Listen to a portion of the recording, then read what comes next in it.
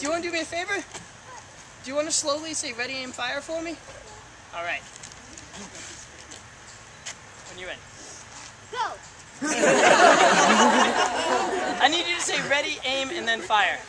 Ready, aim, fire. Okay. Do it slowly. Oh wait, you know what? Just say Ready? fire. Just say fire. Don't worry. Fire. There we go. Is that better? That child. Oh, I thought the child was sleeping. Why do you have that one? I have this to entertain you. This would probably have been sitting on my shelf while I was at work in the 1830s. Because nobody would care. Why are you shooting? Why are you shooting at the woods? I'm shooting because you're here to ask questions about it. Also, if I was standing here in the 1830s shooting off into the woods, I'd probably be arrested. Or sent to an asylum of some sort. This wouldn't be new and interesting to anybody in 1830. You actually see parents are so used to their kids working with tools every day, they actually let them play with these. There's a record of 2 boys who decide that they want to see if they can shoot an apple off their buddy's head. But they do have the same reaction you all had. They said, well, this is a stupid idea, I'm going to kill my buddy. So they cut a hole in the bottom of an iron pot, shove it on top of his head, and then put the apple in the little hole so it's technically on his head, and then they see if they can shoot it off. He probably went home with a massive headache that day. But, so the gun culture is much different than it is now. It's kind of, in fact, it's still legally required to bring a gun to church in Massachusetts. I don't know, anyone who goes to church in Massachusetts may not want to try that. What, today it is? Yep. They never took the law off the books. You're supposed to have one of these at church at all times in Massachusetts. Because in the late 1600s, when we had issues with Native Americans, they realized a very good time to attack us was when we were all in church.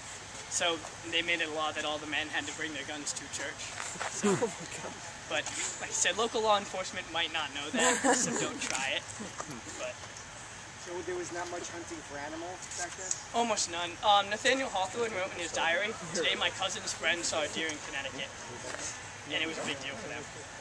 So whether or not you could actually find anything worth killing is more than half the battle. Also, these guns aren't very accurate outside of about 30 to 50 yards. So most animals won't stand there and let you take repeated shots at them.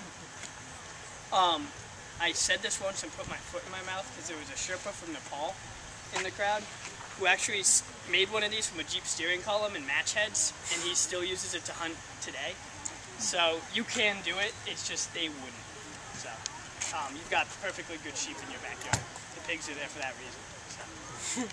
There would be some level of fouling, wouldn't there? John? You do see some bird hunting. That's because you can actually use this pack shot into it. But whether or not that's more for the passenger pigeon, and they actually start netting them.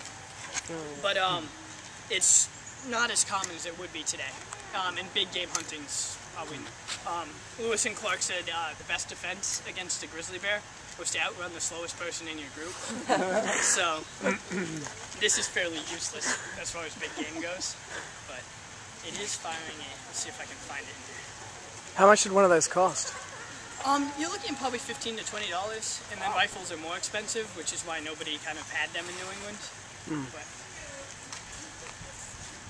that's what's coming out of here. So, it's a 69 caliber lead ball, or the equivalent of a 14 gauge. So. That $15, how is it, like a month's salary or? Well, it's iffy because $15 would be depends on what you do for a living, and they're not sticklers about this because if your family has 7 kids and you're not well off, you can't afford a gun for every kid. So we have a lot of pictures of militia days where people actually show up with either sticks with a bayonet stuck on it, or I've seen one that's a stalk of corn with a bayonet stuck on it. But if you're Salem town and you have 2 kids, and you've got who are of militia age, and then you've got the people in the small house, and they've got 4 kids of militia age, people in town are going to take that into account. So frequently the town will provide it. So it would really depend on your kind of what you do for a living, how much money you have. Also, a lot of these are handed down from the Revolution, because after the Revolutionary War, nobody kind of went around and said, okay, well, George Washington wants your muskets back, let's go, people. It was kind of just, okay, go home, have a nice day, we won, go back to work. So a lot of them are being handed down, kind of grandpa's gun is still in the family, which is why you actually still see a lot of antique muskets in New England, because they just never got thrown away. They were thrown in a closet and forgotten. And frequently they're still loaded. So, yeah, that's the first thing our curator does when we get a new musket, is he throws the ramrod down it to make sure it's not actually loaded. So, because they really do throw them in a closet and forget about them. So.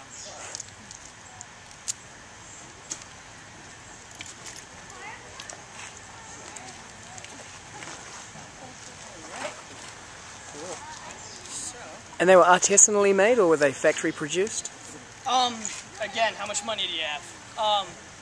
You do see some small manufacturers. There's a company by the Ruggles brothers in Connecticut, where they're producing pistols and kind of a little bit more intricate muskets. Both brothers wind up getting shot. One of them is kind of questionable why he was shot, and the second brother, his workers actually tested the pistols by pointing them out the door and shooting a stump that was in the yard, and he happened to walk in the door one day and got shot. Wow. So they went out of business, but they'd be a private manufacturer, whereas the Springfield Armory would be producing kind of large scale. Also Harper's Ferry, which is why there's a lot of battles centered around Harper's Ferry in the Civil War. So that's what the guns are. 1 and 8.